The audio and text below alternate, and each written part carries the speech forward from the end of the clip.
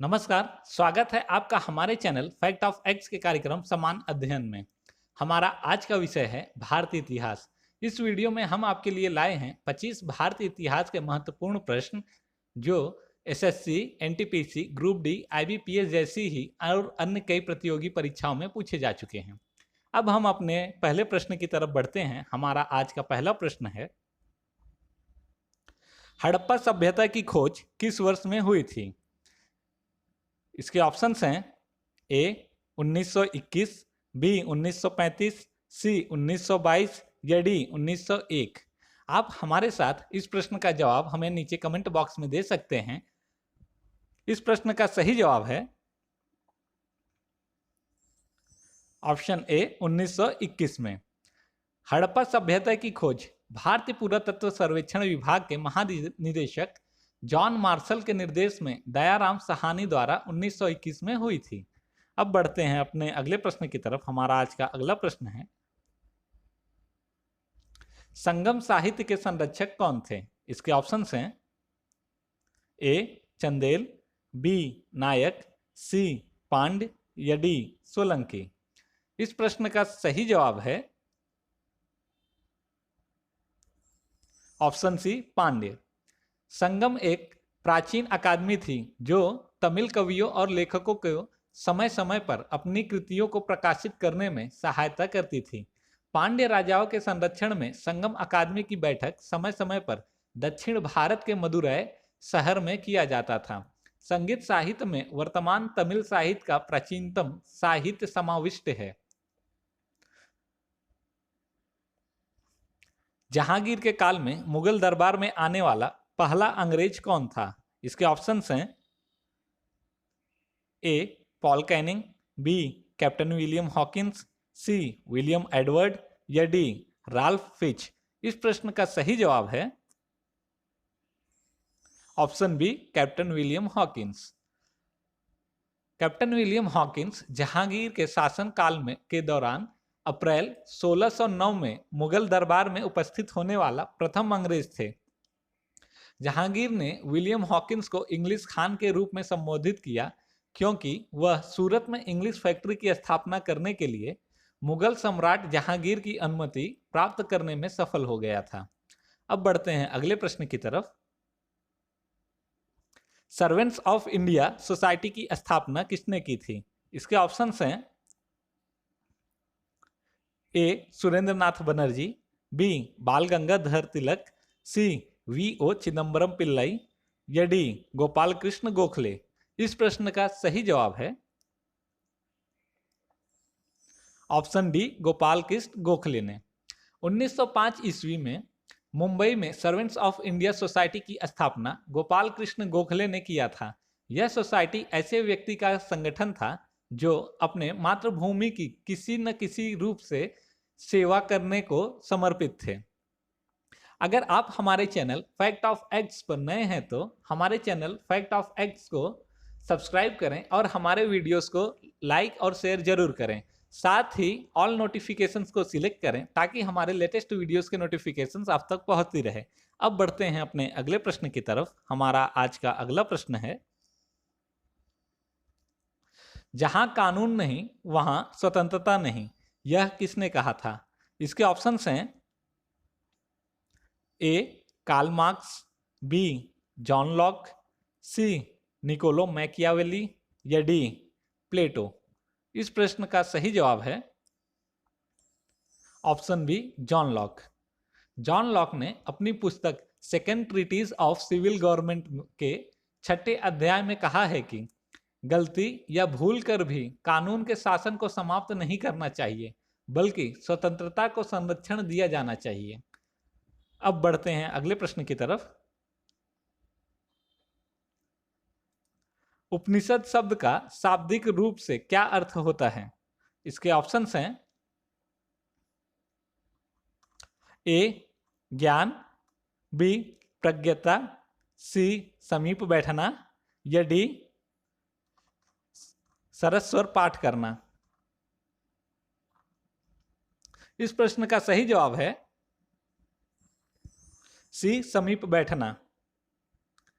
उपनिषद का शाब्दिक अर्थ है समीप बैठना, अर्थात ब्रह्म विद्या को प्राप्त करने के लिए गुरु के समीप बैठना। इस प्रकार उपनिषद एक ऐसा रहस्य ज्ञान है जिसे हम गुरु के सहयोग से ही समझ सकते हैं। उपनिषद वैदिक साहित्य के अंतिम भाग में है, इसलिए इन्हें वेदांत भी कहा जाता है। कौन सा वेद धार्मिक अनुष्ठानों से संबंध रखता है? इसके ऑप्शंस हैं ए यजुर्वेद, बी ऋग्वेद, सी सामवेद या डी अथर्ववेद।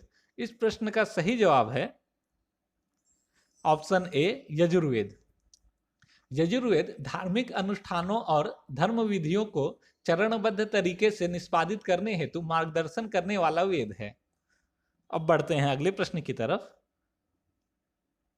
मोहनजोदड़ो में सबसे बड़ी इमारत कौन सी थी? इसके ऑप्शंस हैं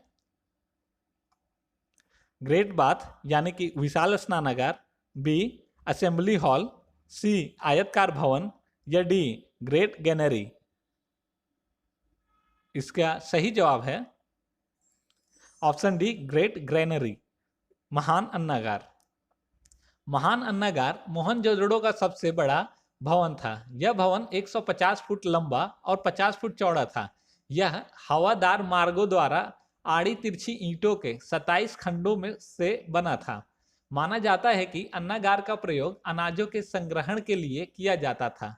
यह दर्शाता है कि सिंधु सभ्यता में कृषि अधिशेष की स्थिति थी। अब बढ़ते हैं अपने अगले प्रश्न की तरफ। हमारा आज का अगला प्रश्न है, बुद्ध, धम्म और संघ मिलकर कहलाते हैं। ऑप्शंस हैं ए त्रिवर्ग, बी त्रिरत्न, सी त्रिसर्ग या डी त्रिमूर्ति। इस प्रश्न का सही जवाब है ऑप्शन बी त्रिरत्न। बौद्ध धर्म में बुद्ध, संघ और धर्म 3 रत्न माने जाते हैं। बौद्ध धर्म के अनुसार बुद्ध के स्वरूप पर चित्त को केंद्रित करने से मनुष्य के मन में वृतृष्णा और स्थिरता आती है।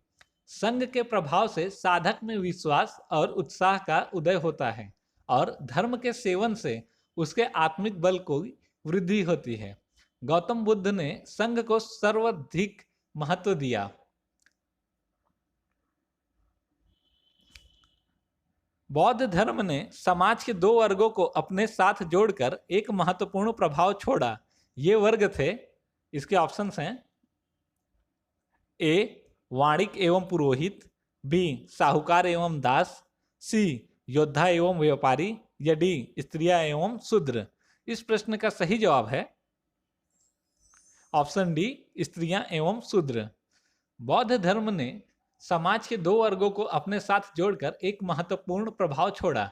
ये वर्ग थे स्त्रियां एवं शूद्र। ब्राह्मण धर्म ने इन दोनों को एक ही दर्जे में रखा, जबकि बौद्ध धर्म ने इन दोनों को काफी उत्थान कर समाज में सबके बराबर ला दिया। अब बढ़ते हैं अगले प्रश्न की तरफ। चरक किसके दरबार में प्रसिद्ध चिकित्सक थे? इसके ऑप्शंस हैं ए अशोक, बी हर्ष, सी कनिष्क या डी चंद्रगुप्त मौर्य। इस प्रश्न का सही जवाब है ऑप्शन सी कनिष्क। चरक कनिष्क के दरबार में प्रसिद्ध चिकित्सक थे। चरक कनिष्क का राज्य वैद्य था जिसने चरक संहिता की रचना की थी। यह औषधि शास्त्र के ऊपर प्राचीनतम रचना है। इसका अनुवाद अरबी तथा फारसी भाषाओं में किया जा चुका है। अब बढ़ते हैं अगले प्रश्न की तरफ। अर्थशास्त्र के लेखक किसके समकालीन थे? इसके ऑप्शंस हैं ए चंद्रगुप्त मौर्य, बी समुद्रगुप्त, सी चंद्रगुप्त विक्रमादित्य या डी अशोक। इस प्रश्न का सही जवाब है ऑप्शन ए चंद्रगुप्त मौर्य के। अर्थशास्त्र की रचना कौटिल्य ने की थी। इन्हें विष्णुगुप्त के नाम से भी जाना जाता है। वे चंद्रगुप्त मौर्य के सहयोगी, परामर्शदाता और मौर्य साम्राज्य के संस्थापक भी थे। यह शासन कला, आर्थिक नीति और सैन्य रणनीति पर आधारित संस्कृत भाषा में लिखी गई एक प्राचीन भारतीय शोध प्रबंधात्मक पुस्तक है। अब बढ़ते हैं अपने अगले प्रश्न की तरफ। हमारा आज का अगला प्रश्न है, कौन से गोलमेज सम्मेलन में महात्मा गांधी जी ने भाग लिया था? इसके ऑप्शंस हैं, ए प्रथम गोलमेज सम्मेलन 1930, बी द्वितीय गोलमेज सम्मेलन 1931, सी तृतीय गोलमेज सम्मेलन 1932 या डी उपरोक्त सभी में। इस प्रश्न का सही जवाब है ऑप्शन बी द्वितीय गोलमेज सम्मेलन 1931 में। 7 सितंबर 1931 को लंदन में आयोजित दूसरे गोलमेज सम्मेलन में गांधी जी ने भारतीय राष्ट्रीय कांग्रेस का प्रतिनिधित्व किया था। सम्मेलन में गांधी जी की भागीदारी वायस रॉय लॉर्ड इरविन और उनके मध्य हुए समझौते का परिचायक थी, जिसे गांधी इरविन समझौता के नाम से भी जाना जाता है। कांग्रेस ने प्रथम गोलमेज सम्मेलन का बहिष्कार किया था। अब बढ़ते हैं अगले प्रश्न की तरफ। हमारा आज का अगला प्रश्न है, मुगल काल का पहला भारतीय हिंदी विद्वान कौन था? इसके ऑप्शंस हैं, ए अब्दुल रहीम, बी चांद बरदाई, सी मुल्ला वाजी या डी मलिक मोहम्मद जायसी। इस प्रश्न का सही जवाब है ऑप्शन डी मलिक मोहम्मद जायसी। मलिक मोहम्मद जायसी शेरशाह का समकालीन था। उसने पद्मावत, अखरवट तथा आखिर कलाम नामक ग्रंथों की रचना की है। इसमें पद्मावत का हिंदी साहित्य में बहुत महत्वपूर्ण स्थान है। जायसी मुगल काल का पहला भारतीय हिंदी विद्वान था। अगले प्रश्न पे बढ़ने से पहले हमारे चैनल को सब्सक्राइब करें और हमारे वीडियोस को लाइक और शेयर जरूर करें। किस युद्ध में भारत में मुगल राज्य की नींव पड़ी? इसके ऑप्शंस हैं, ए तालीकोट का युद्ध, बी हल्दी घाटी का युद्ध, सी पानीपत का प्रथम युद्ध या डी प्लासी का युद्ध। इस प्रश्न का सही जवाब है ऑप्शन सी पानीपत का प्रथम युद्ध। पानीपत का प्रथम युद्ध 21 अप्रैल 1526 ईस्वी में इब्राहिम लोदी एवं बाबर के बीच हुआ, जिसमें बाबर विजयी हुआ। इस प्रकार भारत में मुगल राज्य की नींव पड़ी। बढ़ते हैं अगले प्रश्न की तरफ। हमारा आज का अगला प्रश्न है, कोणार्क में प्रसिद्ध सूर्य मंदिर का निर्माण किसने कराया था? इसके ऑप्शंस हैं, ए प्रताप रुद्र, बी नरसिम्हदेव प्रथम, सी अनंत वर्मन या डी नरसिम्हदेव द्वितीय। इस प्रश्न का सही जवाब है ऑप्शन बी नरसिम्हदेव प्रथम। कोणार्क का सूर्य मंदिर 13वीं शताब्दी से उड़ीसा के कोणार्क में स्थित है। इसे ब्लैक पगोड़ा के नाम से भी जाना जाता है। भारत में ब्रिटिश साम्राज्य को फैलाने के उद्देश्य से किसने डॉक्ट्रिन ऑफ लैप्स सिद्धांत लागू किया था? इसके ऑप्शंस हैं, A Lord Dalhousie, B Lord William Bentinck, C Lord Hastings या डी लॉर्ड वेलेस्ली। इस प्रश्न का सही जवाब है ऑप्शन ए लॉर्ड डलहौजी ने। डॉक्ट्रिन ऑफ लैप्स व्यपगत की नीति लॉर्ड डलहौजी द्वारा प्रतिपादित एक समामेलन एनेक्सेशन नीति थी। लॉर्ड डलहौजी भारत में 1848 से 1856 के मध्य ईस्ट इंडिया कंपनी के गवर्नर जनरल थे। यह नीति इस सिद्धांत पर आधारित थी कि यदि किसी अधीन राज्य का शासक संतानहीन है तो उसकी मृत्यु हो जाने की स्थिति में उस राज्य को ब्रिटिश राज्य में शामिल कर लिया जाएगा और उस पर शासन का अधिकार ब्रिटिश सरकार का होगा। अब बढ़ते हैं अपने अगले प्रश्न की तरफ। हमारा आज का अगला प्रश्न है, भारत में प्रथम तार टेलीग्राफ सेवा कब प्रारंभ हुई थी? इसके ऑप्शंस हैं, ए 1953, बी 1884, सी 1853 या डी 1900 में। इस प्रश्न का सही जवाब है ऑप्शन सी 1853। लॉर्ड डलहौजी के शासनकाल में भारत में प्रथम टेलीग्राफ लाइन कोलकाता से आगरा तक प्रारंभ की गई थी। भारत में डाक व्यवस्था की शुरुआत भी इसी समय 1853 में हुई थी, जो कलकत्ता से डायमंड हार्बर तक शुरू हुई थी। यह कंपनी के पोस्ट तथा टेलीग्राफ विभाग द्वारा संचालित किया जाता था। अब बढ़ते हैं अपने अगले प्रश्न की तरफ। हमारा आज का अगला प्रश्न है 1909 के इंडियन काउंसिल्स एक्ट का एक नया नाम है। ऑप्शन है ए रॉल्ट एक्ट, बी मॉन्टेग्यू घोषणा, सी मॉन्टेग्यू चैम्सफोर्ड सुधार या डी मार्ले मुंटो सुधार। इस प्रश्न का सही जवाब है ऑप्शन डी मार्ले मिंटो सुधार। 1909 के इंडियन काउंसिल्स एक्ट को मार्ले मिंटो सुधार के नाम से जाना जाता है। इस अधिनियम के द्वारा भारत में प्रतिनिधित्व के आधार पर विधान परिषदों में निर्वाचन प्रणाली लागू की गई। इसी अधिनियम से भारत सचिव की परिषद तथा भारत के वायसराय की कार्यकारिणी परिषद में सर्वप्रथम भारतीय सदस्यों को सम्मिलित किया गया। 2 भारतीय केसी गुप्ता तथा सैयद हुसैन बिलग्रामी को इंग्लैंड स्थित भारत परिषद में नियुक्त किया गया। अब बढ़ते हैं अगले प्रश्न की तरफ। भारतीय सिविल सेवा किस गवर्नर जनरल या वायसराय के शासन के दौरान आरंभ की गई थी? इसके ऑप्शंस हैं A Lord Dalhousie, B Lord Curzon, C Lord Cornwallis या डी लॉर्ड बेंटिक। इस प्रश्न का सही जवाब है option C Lord Cornwallis. Lord Cornwallis ने भारत में ब्रिटिश क्षेत्रों के प्रभावी प्रशासन हेतु भारतीय सिविल सेवा की शुरुआत की। उन्होंने अधिकारियों के लिए सख्त नियम बनाए, उनके वेतन में वृद्धि की और पदोन्नति को वरिष्ठता से जोड़ा। उन्हें भारतीय लोक सेवा का जनक कहा जाता है। अब बढ़ते हैं अगले प्रश्न की तरफ। महात्मा गांधी किसकी कृतियों से अत्यधिक प्रभावित थे? इसके ऑप्शंस हैं A Bernard Shaw, B Leo Tolstoy, C Karl Marx या डी लेनिन। इस प्रश्न का सही जवाब है option B Leo Tolstoy. Mahatma Gandhi Leo Tolstoy की कृतियों से अत्यधिक प्रभावित थे। गांधी जी के प्रथम जीवनी लेखक जोसेफ आई डोक का मत है कि टॉल्स्टॉय के विविध लेखों, खासतौर से नीति संबंधी, धार्मिक और उससे जुड़ी समस्याओं से संबंधित लेखों को गांधी जी में पढ़ा और आत्मसात किया। डोक उन्हें टॉल्स्टॉय का शिष्य बताते हैं। अब बढ़ते हैं अपने अगले प्रश्न की तरफ। हमारा आज का अगला प्रश्न है अकबर के एकमात्र किस दरबारी ने दीन-ए-इलाही को स्वीकार किया था? इसके ऑप्शंस हैं ए टोडरमल, बी तानसेन, सी मानसिंह या डी बीरबल। इस प्रश्न का सही जवाब है ऑप्शन डी बीरबल।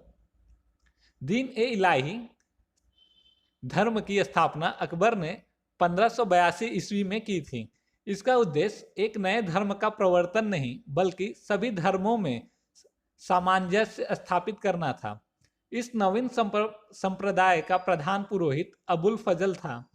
हिंदुओं में केवल बीरबल ने इसे स्वीकार किया था, जबकि राजा भगवान दास एवं मानसिंह इसके सदस्य बनने से साफ इनकार कर दिए थे। अब बढ़ते हैं अपने अगले प्रश्न की तरफ। हमारा आज का अगला प्रश्न है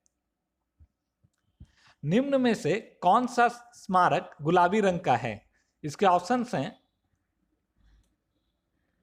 ए हवा महल, बी मोती महल, सी मुमताज महल या डी उपरोक्त सभी। इस प्रश्न का सही जवाब है ऑप्शन ए हवा महल। हवा महल इसे पैलेस ऑफ विंड्स के नाम से भी जाना जाता है, जयपुर में स्थित है। शहर में अन्य स्मारकों की रंग सज्जा को ध्यान में रखते हुए इसका निर्माण लाल और गुलाबी रंग के बलुआ पत्थर से किया गया है। इसका रंग जयपुर शहर को दिए गए विशेष नाम गुलाबी शहर को पूर्णतः सार्थक करता है। इसका निर्माण 1799 में महाराजा सवाई प्रताप सिंह द्वारा कराया गया था। अब बढ़ते हैं अपने अगले प्रश्न की तरफ। हमारा आज का अगला प्रश्न है अरबियों ने मुल्तान को क्या नाम दिया था? इसके ऑप्शंस हैं ए सौंदर्य नगरी, बी स्वर्ण नगरी, सी संपदा नगरी या डी गुलाबी नगरी। इस प्रश्न का सही जवाब है ऑप्शन बी स्वर्ण नगरी। जवाहर अल बहूर प्रसिद्ध अरबी इतिहास के लेखक ने अपनी पुस्तक में लिखा है कि मध्यकाल में मुल्तान को हाउस ऑफ गोल्ड के नाम से जाना जाता था। इब्न खुर्दबा ने भी अपनी पुस्तक the book of roads and kingdoms में सिटी ऑफ गोल्ड के रूप में मुल्तान का वर्णन किया है। अब बढ़ते हैं आज के अपने अंतिम प्रश्न की तरफ। हमारा आज का अंतिम प्रश्न है, भारत में सही मायने में किसे स्थानीय स्वशासन का जनक कहा जाता है? इसके ऑप्शंस हैं A Lord Mayo, B Lord Curzon, C Lord Ripon या डी लॉर्ड क्लाइव। इस प्रश्न का सही जवाब है ऑप्शन सी लॉर्ड रिपन। आधुनिक भारत के स्थानीय स्वशासन का जनक रिपन को माना जाता है। रिपन के काल में प्रथम वास्तविक जनगणना 1881 ईस्वी में हुआ। वर्नाक्यूलर प्रेस एक्ट 1882 में समाप्त कर दिया गया। रिपन को भारत का सर्वाधिक लोकप्रिय गवर्नर जनरल माना जाता है। इसी के साथ आज का हमारा ये वीडियो यहीं पर समाप्त होता है। अंत तक बने रहने के लिए धन्यवाद। हमारे चैनल फैक्ट ऑफ एक्ट्स को सब्सक्राइब करें और हमारे वीडियोस को लाइक और शेयर जरूर करें। धन्यवाद।